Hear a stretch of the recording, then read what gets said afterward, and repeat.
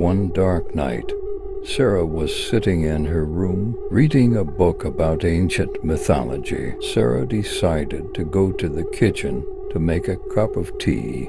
When I got to the kitchen, I noticed that the lights were flickering abnormally. She tried to find her way to the light switch, but she felt like there was something watching her. She decided to quickly return to her room, but when she arrived, she found that the book she was reading had disappeared. Instead, she found a strange handwritten note that said, "You are next." Sarah began to feel real fear. She felt trapped in her home. Suddenly, she heard footsteps approaching her room. She hid under the bed, trying to catch her breath. The door opened slowly and a dark figure entered the room. She was carrying a big knife, looking for Sarah.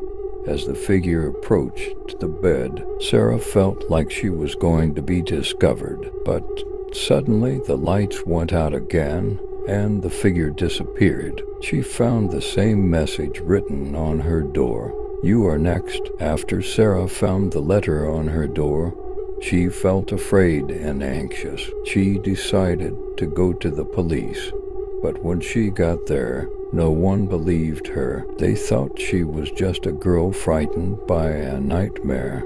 She returned to her friend's house, but she couldn't sleep. The next night, Sarah decided to face her fears again. She returned to the abandoned house, but this time she was carrying a camera to document everything. When I entered the house, I felt the same cold and heard the same sounds. I started filming everything, but suddenly the lights went out again. When the lights came back on, Sarah found herself in a room filled with blood. There were bodies lying on the ground as if they had witnessed a massacre. She was terrified, but decided to keep filming. As I approached it, I discovered that the figure was just a man wearing a scary mask. The man tried to attack her, but she managed to escape. When she left the house, she found the police waiting for her, and her friend called the police. She had sent her location to her friend before entering the house. The man is arrested, and Sarah discovers that he was a serial killer using the abandoned house as a hideout.